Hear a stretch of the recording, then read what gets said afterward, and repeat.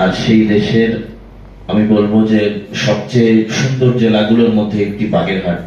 কিন্তু একই সাথে হতাশার কথা হলো আমরা এত বছর পরেও বাগেরহাট জেলাকে পর্যটন বান্ধব বা পর্যটনের জন্য আকর্ষণীয় জেলা হিসেবে গড়ে তুলতে পারিনি। এটি আসলে বাগেরহাটের সন্তান হিসেবে আমি এবং আমার মনে হয় সবারই ব্যর্থতা।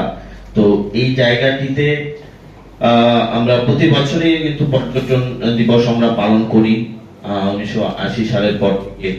কিন্তু আমরা কি সেই কাঙ্ক্ষিত জায়গায় যেতে পারছি কিনা সেটা ভাবার প্রয়োজন। আমার মনে হয় ভাবার জায়গা চলে এসছে। কারণ আমরা শুধু যে সেমিনার করব, আলাপ আলোচনা করব বা নাস্তা করে চলে যাব, তারপরে আবার যা তাই হয়ে যাবে, বিষয়টা এরকম না। আমার যেটা মনে হয় যে বাস্তবসম্মত বা বাস্তব ভিত্তিক কিছু উদ্যোগে কিন্তু আমরা পিছিয়ে যেমন রয়েছি, এরকম যতই বছর যাবে না কেন আমরা এগোতে পারবো না। তো আমার যেটা মনে হয় যে আমাদের বেশ কিছু সীমাবদ্ধতা আছে এবং চ্যালেঞ্জের জায়গা আছে। তো তার মধ্যে প্রথম যেটা মনে হয় যে দক্ষ টুরিস্ট গাইড এর অভাব, অর্থাৎ সুন্দরভাবে ইংলিশে কথা বলতে পারেন, কমিউনিকেট করতে পারেন, এই লেভেলের টুরিস্ট গাইড আমাদের দরকার।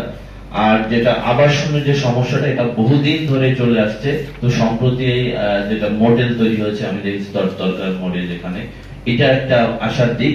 এবং আমি এই জন্য আমাদের জেলা প্রশাসক মহোদয় কে বিশেষভাবে ধন্যবাদ জানাতে চাই যে এতদিন পরে হলেও এমন চমৎকার একটি স্থাপনা এখানে তৈরি হয়েছে। তো আমার মনে হয় এরকম যদি আরো সংখ্যা যদি বৃদ্ধি করা যায়, আরো 3-4টি যদি এরকম মডেল স্থাপন করা যায়, বিশেষ করে সুন্দরবন মংলার দিকে বা আমাদের শরণখোলার দিকে এবং অন্যান্য উপজেলার আশেপাশে যদি আমরা এরকম করতে পারি, তাহলে আমার মনে হয় যারা এখানে বেড়াতে আসবেন তাদের আবাসন নিয়ে যে সংকটের জায়গাটা বা যে চিন্তার জায়গাটা, সেটা হয়তো কাটাতে সক্ষম হবেন। আর নিরাপত্তার বিষয়ে আমাদের টুরিস্ট পুলিশের প্রতিনিধি উনি বলেছেন, এটাও খুবই গুরুত্বপূর্ণ একটা ইস্যু। এখানে এসে কিন্তু অনেকেই হয়রানির শিকার হয়, আমরা বিভিন্ন সময় নিউজে দেখি, মিডিয়াতে দেখি। তো সেই জায়গাটায় আমাদের খুবই সতর্ক হওয়া জরুরি যে তাদের প্রপার যে সিকিউরিটি, এটার ব্যবস্থা করা। আর অনেক সময় দেখা যায় যে যখন আমাদের লোকাল যারা বিক্রেতা বিভিন্ন দোকানে, তারা যখনই বুঝে যান যে উনি একজন পর্যটক, ওনার কাছ থেকে খুবই চড়া মূল্যে জিনিসপত্রের দাম দর করা হয়। তো এই জায়গাটাও আমার মনে হয় ভোক্তা অধিকার যারা আছে ডিপার্টমেন্ট, তারা এই জিনিসটা দেখবেন। আর সবচেয়ে যেটা জরুরি, আমাদের বাগেরহাটের যে পর্যটনের যে বিভিন্ন স্পট গুলি আছে, সেটির প্রচার।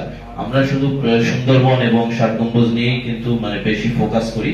অন্যান্য যে জায়গাগুলো আছে সেই জায়গায় যাতে আমরা সেই প্রচারটা চালাতে পারি। আমাদের সাংবাদিক ভাই একটু আগে খুব চমৎকার ভাবে বলেছেন যে এরকম একটি ম্যাপিং যদি করা থাকে, বিশেষ করে ষাট গম্বুজ এবং সুন্দরবন এই দুইটা জায়গায় যেহেতু মানুষ বেশি আসে, ওখানে আমরা প্রবেশদ্বারে বা ফটকে আমরা যদি খুব বড় করে একটা সাইনবোর্ডের মতো লাগিয়ে দেখতে মানে রাখতে পারি, যেখানে কোথায় কোন দূরত্ব, কতটুকু দূরত্ব, কিভাবে যেতে হবে, এরকম যদি একটা সংক্ষিপ্ত রোড ম্যাপ যদি দেওয়া থাকে, তাহলে মনে হয় টুরিস্টদের জন্য খুবই ভালো হয়। সেটা বাংলা এবং ইংরেজি দুই ভাষাতেই মনে হয় থাকা জরুরি।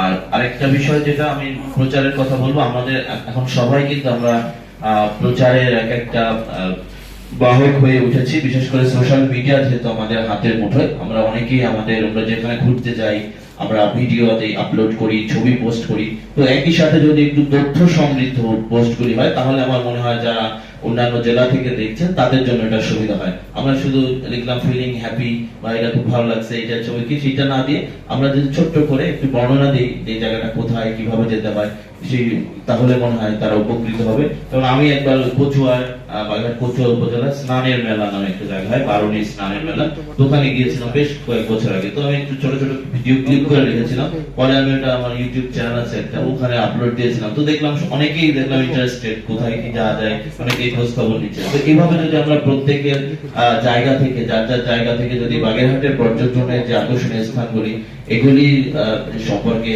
জানাই নিজ নিজ দায়িত্ব থেকে, দায়িত্ববোধ থেকে, তাহলে আমার মনে হয় এটা আমাদের সামগ্রিকভাবে বাগেরহাটের জন্য ভালো, বাগেরহাটবাসীর জন্য ভালো এবং বাগেরহাট পর্যটন শিল্পের জন্য ভালো।